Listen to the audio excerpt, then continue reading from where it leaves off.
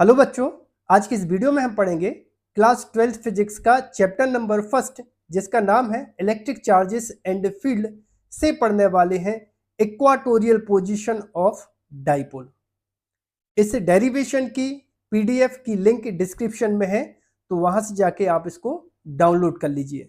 उसमें मैंने बताया है कि अगर आपको 12th बोर्ड एग्जाम में ये क्वेश्चन आया तो इसी टाइप का जो डेरिवेशन है आप उसको कैसे सॉल्व कर सकते हैं। तो चलिए वीडियो को करते हैं स्टार्ट बिना किसी देरी के। मैं हूं श्रीधर आचार्य।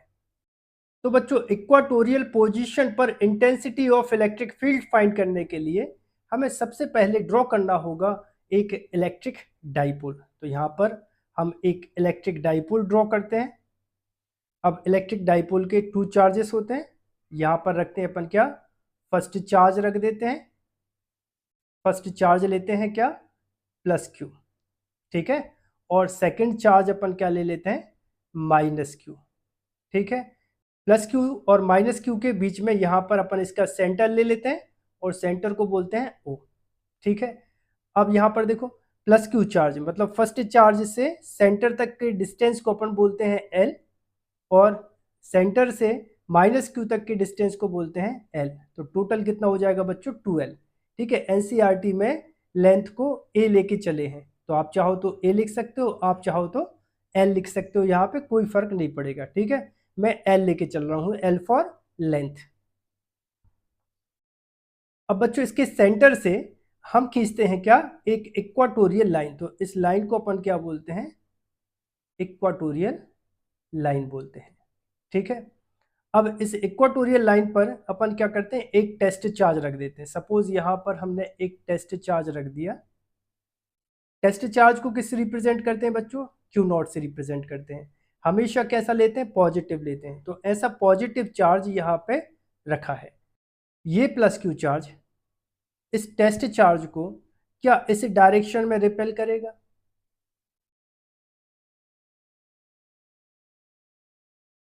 इस डायरेक्शन में रिपेल करेगा। तो इसको अपन क्या बोलते हैं, E1 बोल देते हैं। फर्स्ट चार्ज है तो ये बन जाएगा E1। या फिर बच्चों आप ऐसे याद रख सकते हो कि जो प्लस क्यू चार्ज से इलेक्ट्रिक फील्ड होता है वो अवे फ्रॉम द चार्जेस होता है, ठीक है। और वो भी कैसा होता है, सेंटर टू सेंटर। इसके सेंटर से इसके सेंटर पर जो फोर्स की डायरेक्शन है, जिसको अपन इलेक्ट्रिक फील्ड की डायरेक्शन भी बोलते हैं, इस डायरेक्शन में होगी। या फिर आप ऐसे समझ लीजिए कि यहाँ पर टेस्ट चार्ज रखा है, test charge plus Q charge होता है, और ये प्लस क्यू चार्ज इस प्लस क्यू चार्ज को इस डायरेक्शन में रिपेल करेगा, जैसा आप समझना चाहो। अब बच्चों, ये माइनस क्यू चार्ज इस टेस्ट चार्ज को अपनी ओर इस डायरेक्शन में, टूवर्ड्स द चार्जेस, इसको क्या करेगा, अट्रैक्ट करेगा इस डायरेक्शन में, ठीक है। एक काम करूं, डायरेक्शन बना दूं इलेक्ट्रिक फील्ड की, तो ये डायरेक्शन रहेगी क्या, E2। तो इसको अपन बोल देते हैं E2। सेकंड चार्ज का इलेक्ट्रिक फील्ड बना E2। अब बच्चों, दोनों इलेक्ट्रिक फील्ड के बीच में यहाँ पर अपन एक हॉरिजॉन्टल लाइन ड्रॉ करते हैं। अगर अब यहाँ पे एंगल थीटा है तो यहाँ पर भी एंगल कितना हो जाएगा, थीटा हो जाएगा। और वर्टिकली अपोजिट एंगल से यहाँ पे भी क्या हो जाएगा बच्चों, यहाँ पे भी थीटा बन जाएगा, यहाँ पर भी क्या होगा, थीटा होगा। अब बच्चों, जो इलेक्ट्रिक फील्ड E1 है, इसके हम टू कंपोनेंट बनाएंगे। यहाँ पर देखिए, सबसे पहले एक कंपोनेंट बनेगा ये वर्टिकली यहाँ पर, ठीक, और एक यहाँ पर हो जाएगा इस डायरेक्शन में। अब थीटा के साथ वाला जो कंपोनेंट होता है उसको हमेशा क्या बोलते हैं, कॉस थीटा। तो ये बन जाएगा E1 कॉस थीटा, और ये वाला बन जाएगा क्या, E1 साइन थीटा। इसको बोलेंगे क्या, E1 साइन थीटा। उसी टाइप से यहाँ पर जो माइनस क्यू चार्ज है, इसके भी टू कंपोनेंट हो जाएंगे। यहाँ पर देखिए, सबसे पहले ये वाला कंपोनेंट, ये हो जाएगा E2 साइन थीटा, ये वाला है E2 साइन थीटा, ठीक है। और थीटा के साथ वाला क्या हो जाएगा, ये E2 कॉस थीटा। और इस पॉइंट को नाम दे देते हैं P, ठीक है। सेंटर O से P तक का जो डिस्टेंस है वो रख देते हैं अपन कितना, R।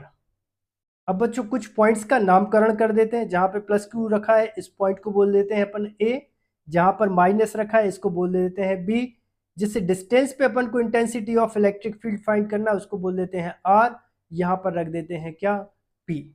ठीक है, अब यहाँ पर अपन लिखेंगे क्या, intensity of electric field, intensity of electric field due two plus Q charge will be. तो बच्चों यहाँ पर हम फॉर्मूला यूज करने वाले हैं E equal K Q upon R square newton per coulomb. ये फॉर्मूला आपको पता होगा। तो यहाँ पर बच्चों ये फर्स्ट चार्ज है, ये फर्स्ट चार्ज है, तो इसके इंटेंसिटी को अपन बोल देते हैं E1। तो E1 इक्वल होगा के क्यू अपॉन आर स्क्वायर मतलब डिस्टेंस। तो यहाँ से देखिए प्लस चार्ज मतलब ए से पी तक का जो डिस्टेंस है वो हो जाएगा कितना, ए पी स्क्वायर। और ए पी स्क्वायर किस डायरेक्शन में लग रहा है, किस डायरेक्शन में लग रहा है, ए पी स्क्वायर। तो यहाँ पर हम देख रहे हैं पी की मतलब प्लस क्यू चार्ज की वजह से जो इलेक्ट्रिक फील्ड है वो इस डायरेक्शन में, जहाँ पे E1 आपको दिख रहा है, तो इसको अपन क्या बोलेंगे, अलोंग ए पी वेक्टर। ठीक है, अब देखो अपन निकालें क्या, intensity of electric field, intensity of electric field due to minus Q charge. तो बेटा इसको अपन क्या बोलेंगे, E2। E2 equal K Q upon B P square. ठीक है, क्योंकि माइनस क्यू चार्ज कहाँ पे रखा है, बी पे रखा है, बी से पी इसका क्या हो जाएगा, डिस्टेंस हो जाएगा। और इसकी जो डायरेक्शन है बच्चों वो कितनी हो जाएगी, वो डायरेक्शन हो जाएगी अलोंग पी बी डायरेक्शन। ठीक है, पी से बी डायरेक्शन में, पी बी डायरेक्शन। ठीक है, इसको बोलते हैं क्या, इक्वेशन नंबर फर्स्ट, इसको बोलते हैं क्या, इक्वेशन नंबर सेकंड।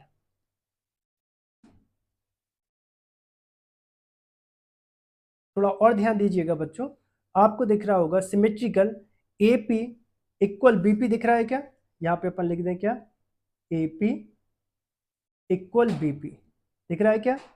अच्छा, जब A P equal B P हो जाएगा तो अगर हम बी पी की जगह ए पी रख दें तो क्या दिक्कत है, कोई दिक्कत नहीं है। तो अब ये हो जाएगा देखो E2 equal K Q upon यहाँ पे भी कितना हो जाएगा, ए पी स्क्वायर। और इसको देते हैं equation number third, from equation number first and equation number third, equation number third. यहाँ पे आप इक्वेशन नंबर फर्स्ट में देख रहे हो E1 equal K Q upon A P square, और यहाँ पर E2 इक्वल देखो कितना है, के Q upon A P square. मतलब आर एच एस इक्वल है तो एल एच एस इक्वल हो जाएंगे। तब अपन इसको लिख पाएंगे क्या, E1 इक्वल कितना हो जाएगा, E2। इस बात को आपको पकड़ के चलना है, E1 इक्वल कितना होगा, E2 होगा। अब यहाँ पर देखिए डायग्राम में, ये है E1 साइन थीटा, और यहाँ पर ये आपको नीचे दिख रहा होगा ये है E2 साइन थीटा। ये दोनों कंपोनेंट एक दूसरे के अपोजिट डायरेक्शन में है, तो ये दोनों एक दूसरे के प्रभाव को कैंसिल आउट कर देते हैं। बट यहाँ पर देखिए ये है E1 cos थीटा और जस्ट उसके पीछे है E2 cos थीटा, तो ये दोनों कंपोनेंट आपस में ऐड हो जाते हैं। Therefore net intensity of electric field क्या बनेगी, net intensity of electric field, ठीक है, एट पॉइंट पी। तो net intensity of electric field बनेगी क्या, E equal E1 cos theta, ठीक है, प्लस कितना, E2 cos थीटा। अब यहाँ पर देखो E1 किसके इक्वल है, E2 के, तो वैल्यू रखेंगे हम, क्या बन जाएगा, E equal E1 cos theta plus E1 cos theta. तो ये ऐड होके हो जाएगा कितना, E equal 2E1 cos theta. ठीक है, so we can write E equal 2 into E1 की वैल्यू क्या है, E1 E2 सब इक्वल है, तो यहाँ पर E2 की वैल्यू या E1 की वैल्यू क्या है, 2 इंटू E1 के Q upon AP square into फिर क्या आ जाएगा, cos थीटा आ जाएगा। ठीक है, तो वीडियो को पॉज करके इतना जल्दी से नोट कर लीजिए। अब बच्चों यहाँ पर देखिए अपन को AP स्क्वायर और cos थीटा की वैल्यू चाहिए, तो इसके लिए अपन ट्राइंगल लेते हैं A, ये हो जाएगा AOP, इसमें लगाते हैं क्या, Pythagoras theorem. In right angle triangle AOP by Pythagoras theorem. तो यहाँ पर देखिए ये हो जाएगा अपना AP हो जाएगा हाइपोटेनियस, ये हो जाएगा परपेंडिकुलर और ये हो जाएगा बेस, ये हो जाएगा बेस। तो यहाँ पर हो जाएगा क्या, AP स्क्वायर हाइपोटेनियस का square, AP square equal OP square plus OA square. So we can write AP square equal OP कितना है, OP देखिए कितना है, O से P तक R है, तो यहाँ पे आ जाएगा R स्क्वायर प्लस आ जाएगा कितना, L स्क्वायर। ठीक है, अगर हम यहाँ पर AP की बात करेंगे तो यहाँ पे लग जाएगा root of R square plus L square. तो अगर AP की ज़रूरत पड़ेगी तो ये वैल्यू हो गई, और AP स्क्वायर की ज़रूरत पड़ेगी तो R square plus L square. And अब निकाल लें अपन क्या, cos थीटा। सो cos थीटा इक्वल क्या होता है, बेस अपॉन हाइपोटेनियस। तो बेस अपना कितना है L, तो यहाँ पे आ जाएगा L upon base upon hypotenuse कितना हो जाएगा, ये हो जाएगा root of R square plus L square. तो ये वैल्यू अपन रख दें, therefore E equal 2 into K Q upon, यहाँ पर क्या है AP स्क्वायर, तो AP स्क्वायर की वैल्यू क्या है, ये है R square plus L square. ठीक है, इंटू अब क्या है cos थीटा, तो cos थीटा की वैल्यू क्या है, L upon under root R square plus L square. Okay,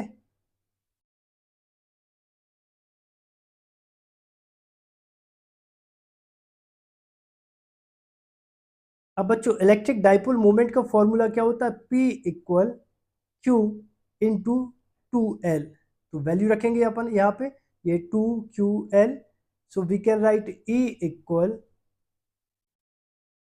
K P। ठीक है, Q इंटू 2L की जगह आ जाएगा P अपॉन कितना आ जाएगा, यहाँ पे आ जाएगा देखिए R square plus L square. इस पर कोई पावर नहीं तो इस पर 1 की पावर लगा देते हैं, multiply R square plus L square to the power under root है, तो इसकी वैल्यू क्या होती है, 1/2 होती है। सो बेस इक्वल होती तो पावर ऐड होती है ना, जैसे 10 टू दी पावर A है into 10 to the power B है, so 10 to the power A plus B।